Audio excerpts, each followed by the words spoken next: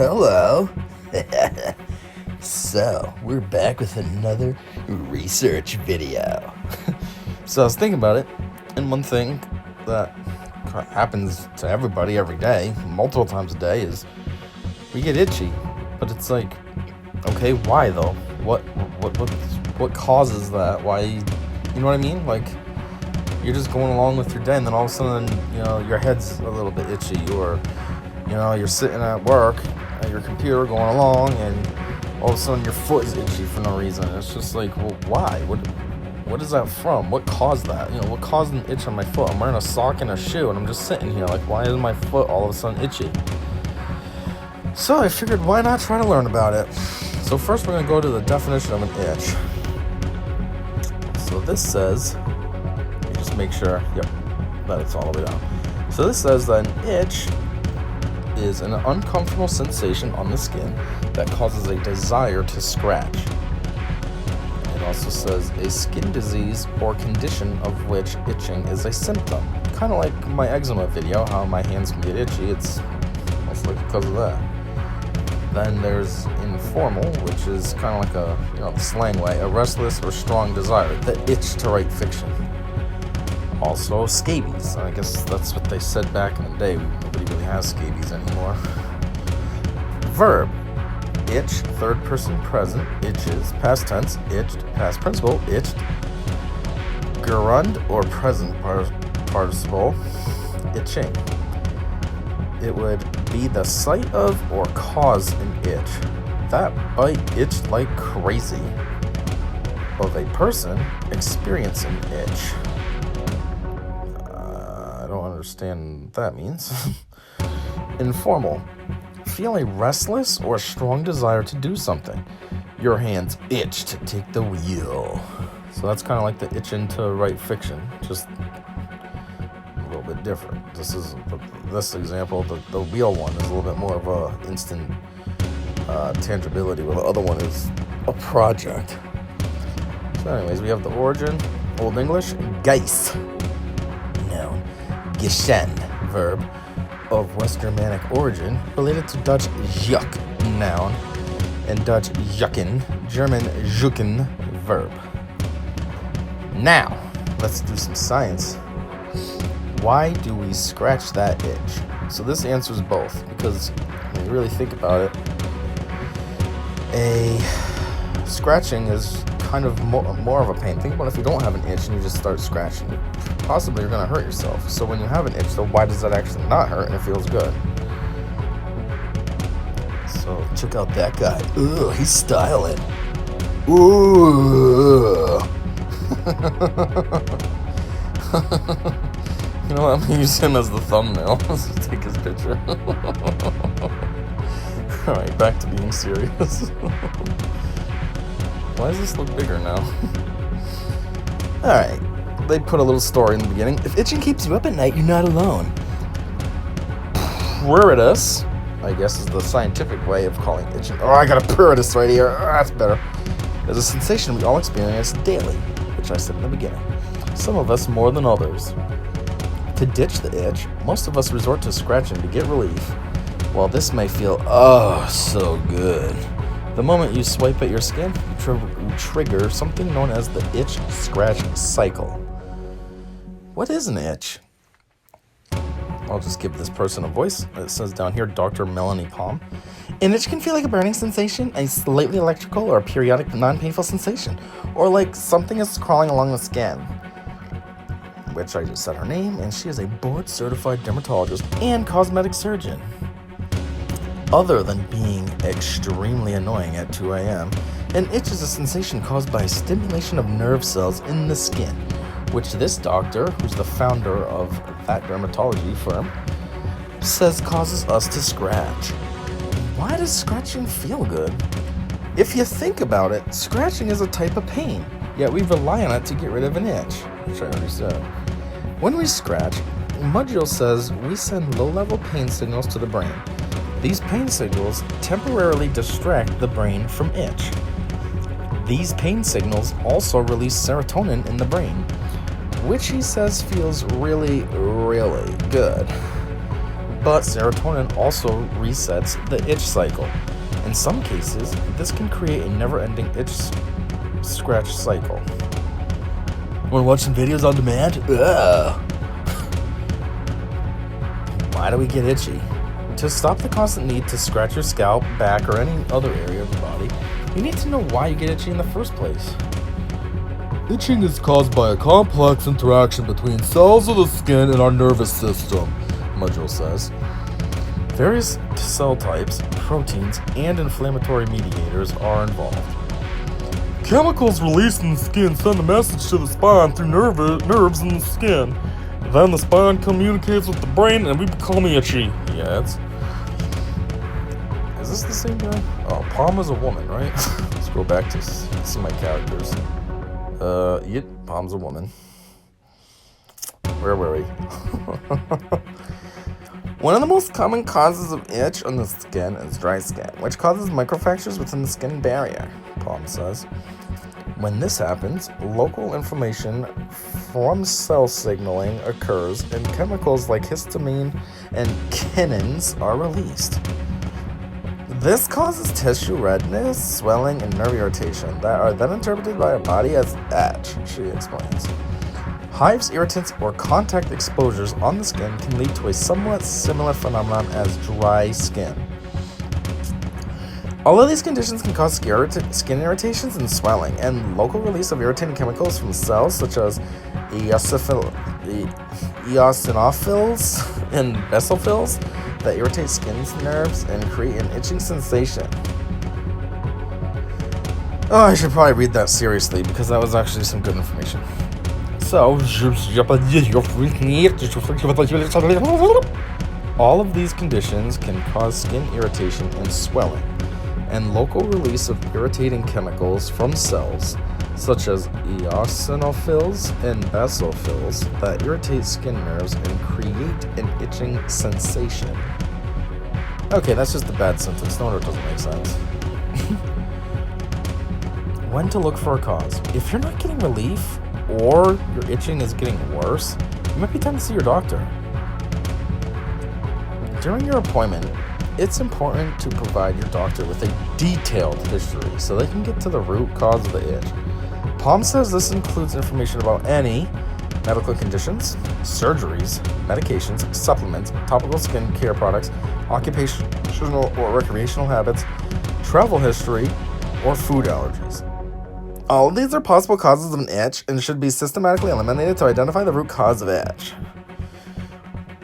Why is it so hard to resist scratching an itch?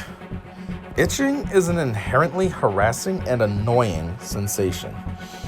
Our natural instinct is to eliminate it, and tactile stimulation, scratching, is a knee-jerk response for immediate, albeit temporary, relief. But since this is temporary, we're left with the irritating itch, and the itch-scratch cycle repeats itself yet again. Sounds frustrating, right? Well, the good news is there are plenty of ways to stop scratching an itch. Looks like that's a link that I'm not going to do. How to stop scratching and prevent itching? If you know the source of the itch, choosing the right remedy can help speed up the healing process. But if you're not sure what's causing it, a trip to your doctor or dermatologist is in order. That's because there's no one-size-fits-all answer to stopping an itch or preventing scratching. However, there are some general guidelines to follow when experiencing an itch. Don't scratch, really. The best way to eliminate scratching, says Palm, is not to start. As hard as that sounds, it can often amplify the intensity of the itch, and that's why it's important to identify the underlying cause of the itch so that it can be better treated. Even though I didn't say better. Moisturize. Hey, wanna go see some Bag Balm? If skin is dry, Palm says, restoring the skin barrier with therapeutic moisturizers is extremely important and can provide fairly quick relief. Find good anti-itch ingredients. To help soothe skin, look for anti-itch creams that contain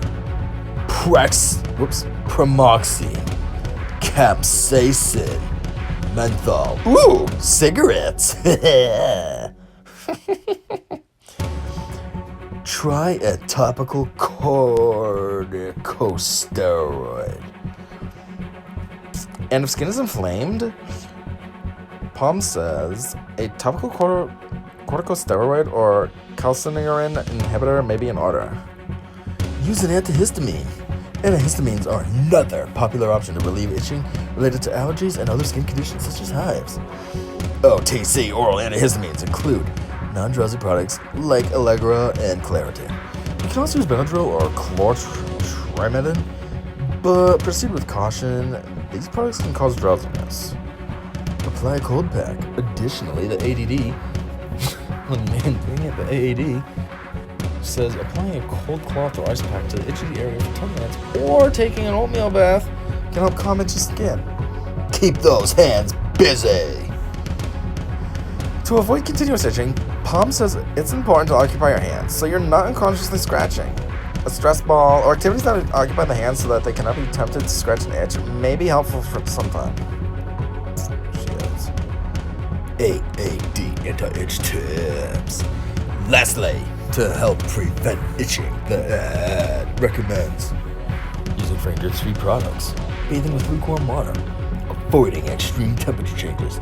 Aw man, I was gonna go from the equator to the North Pole. I wanted to see how fast I could do that. I guess that trip's not happening. Reducing stress. Aw, come on, I wanted to go to China right now. And be like on a super jam-packed train that's going really slow, and even though I have really far to go, with people just standing all on top of me, sneezing, coughing, maybe vomiting, and then have like a briefcase that broke open and now all my stuff fell all over the ground. But because there's so many people, I can't get it, but they're all shuffling a little bit slowly because they're moving around on the train. So now all my stuff's getting kicked around and I can't get it. Then at the same time, my phone's ringing, which I can't answer it because it was in the briefcase and it fell. And it's a very important call because it's for a job that I've been trying to get. And now I'm probably going to miss that.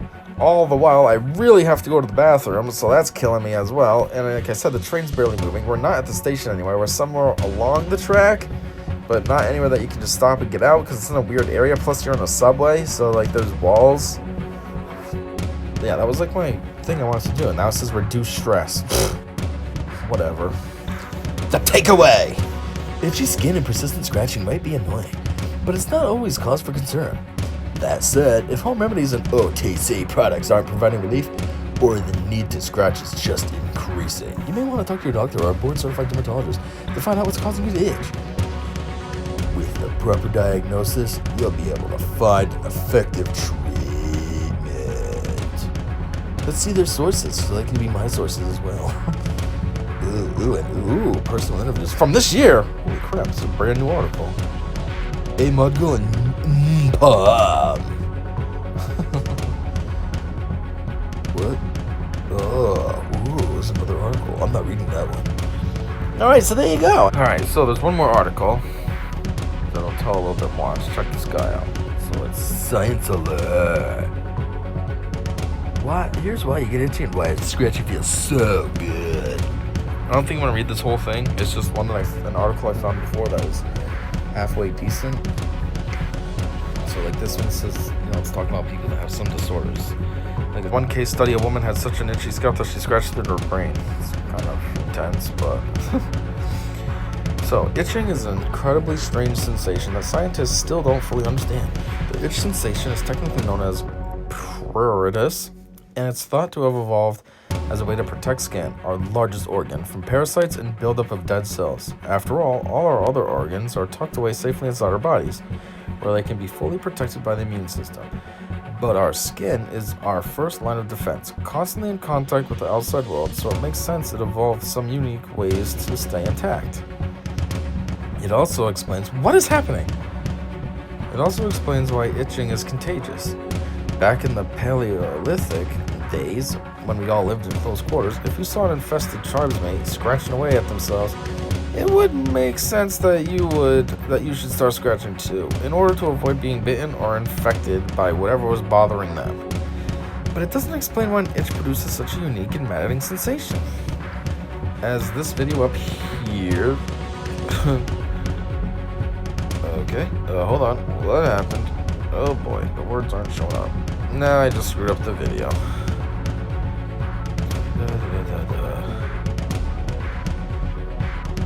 Okay, where's all the words at? Seriously?